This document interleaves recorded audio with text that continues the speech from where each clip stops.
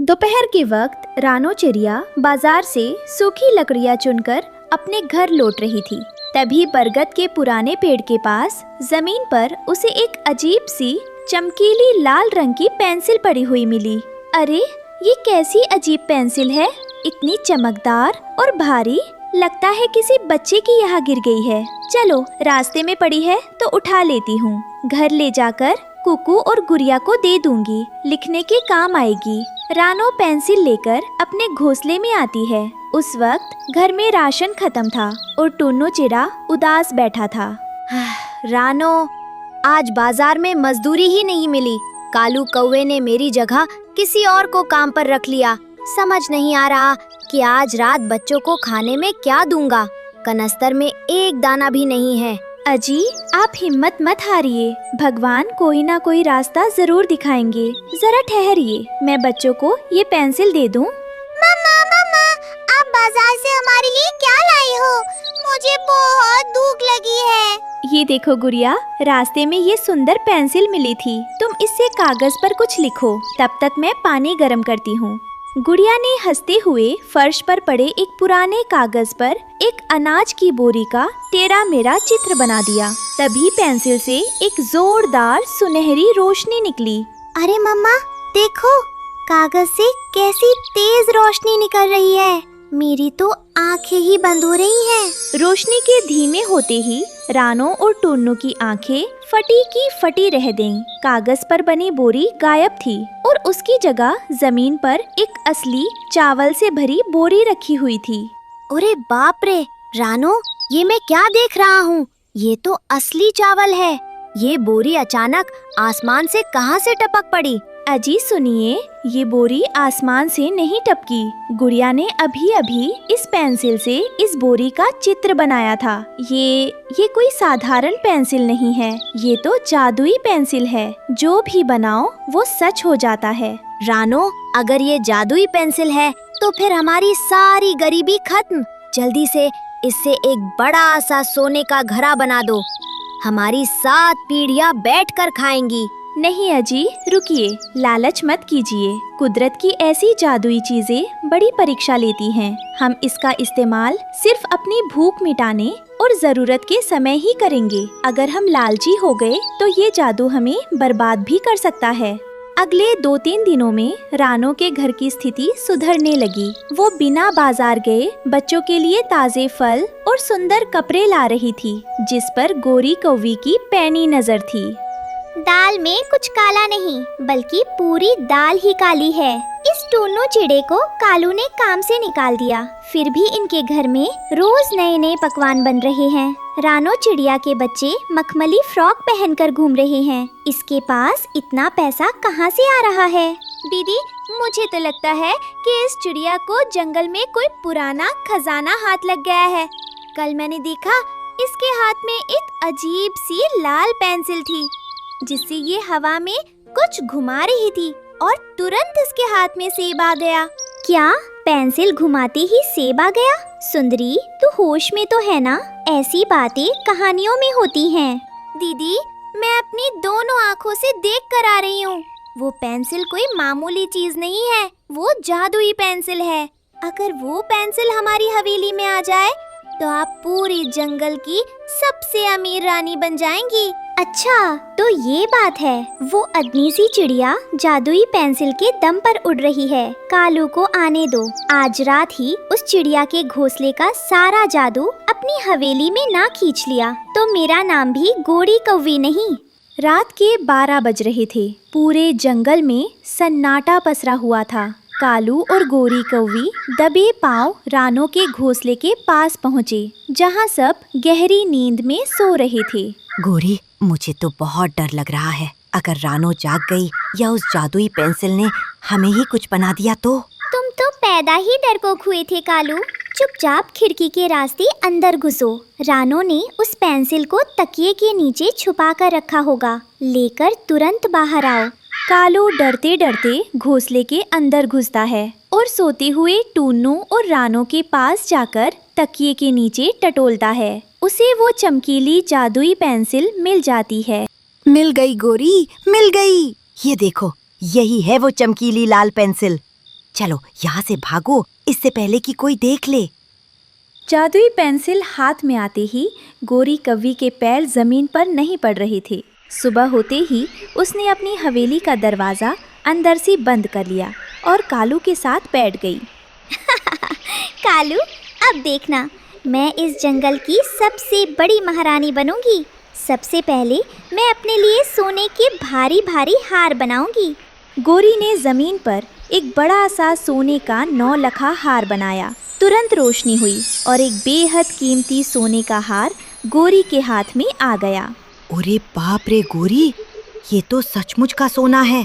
जरा मेरे लिए भी एक चमचमाती हुई बड़ी कार बना दो।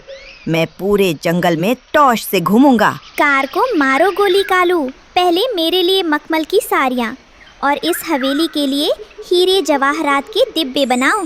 गोरी लालच में अंधी होकर धड़ाधड़ कागज पर साड़ियाँ, महंगे फर्नीचर और नोटों की गड्डियाँ बनाने लगी। पूरी हवेली कीमती सामान से भर गई, लेकिन गोरी का पेट अभी भी नहीं भरा था। सुबह जब रानो जागी और उसने तकिए के नीचे पेंसिल गायब पाई तो वो परेशान हो गई। उसने समझ लिया कि किसी ने उसकी अमानत चुरा ली है। रानो, अब क्या होगा? वो पेंसिल कोई गलत हाथों में ले गया तो अनर्थ हो जाएगा। हमने तो उससे सिर्फ 2 वक्त की रोटी बनाई थी। अजी, मुझे अपनी रोटी की चिंता नहीं है। मुझे डर है कि जिसने भी इसे चुराया है, अगर उसने अपनी बुरी नीयत और लालच के लिए इसका इस्तेमाल किया तो ये पेंसिल विनाश लाती है। जादुई पेंसिल का नियम है कि वो लालची इंसान को बर्बाद कर देती है। बबली कबूतरी भागते हुए रानो के घर आती है। रानो बहन, जरा बाहर आकर देखो। गोरी कौवी की हवेली से अजीब अजीब रोशनियां निकल रही हैं और गोरी सुबह सुबह सोने के भारी भारी गहने पहनकर सबको नीचा दिखा रही है। हाँ रानो, गोरी कह रही है कि अब चिड़ियों की औकात उसके सामने कुछ नहीं है। वो दोपहर को पूरे जंगल के लिए एक ऐलान करने वाली है। ओहो, तो ये काम गोरी और कालू का ही है। हे भगवान, गोरी को सद्बुद्धि देना, वरना उसका लालच आज उसे कहीं का नहीं छोड़ेगा। दोपहर के वक्त गोरी कौवी ने अपनी हवेली के बाहर पूरे जंगल के पक्षियों को इकट्ठा कर लिया। वो सोने के गहनों से लदी हुई थी और उसका घमंड 7वें आसमान पर था। सुनो रे जंगल के भिखारियों, अब तक तुम लोग मुझे जमींदार कहते थे, लेकिन आज से मैं इस जंगल की भगवान हूँ। ये देखो मेरे पास क्या है। गोरी ने सबके सामने वही जादुई पेंसिल हवा में लहराई। भीड़ में खड़ी रानो चिड़िया ने हाथ जोड़कर गोरी से विनती की। गोरी बहन, मेरी बात मानो, इस पेंसिल को तुरंत रोक दो। ये कोई खिलौना नहीं है। इसका लालच में इस्तेमाल करना तुम्हें बहुत भारी पड़ेगा। इसे वापस रख दो। रानो चिड़िया, तू जल रही है मुझसे।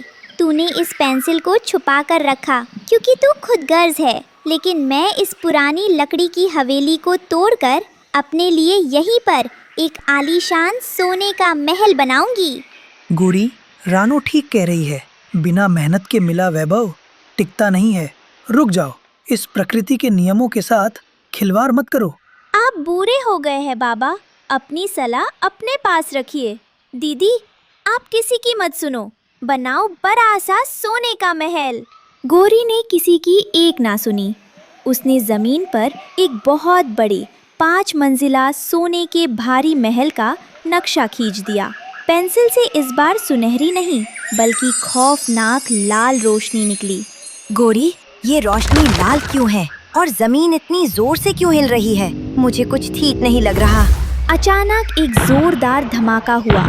आसमान में घने बादल छा गए। गोरी की हवेली के ठीक ऊपर एक विशाल भारी भरकम सोने का महल हवा में प्रकट हुआ और धड़ाम से नीचे गिरा। अरे, ये क्या हुआ? ये महल मेरी हवेली के बगल में बनने के बजाय मेरी हवेली के ऊपर ही गिर गया। बचाओ!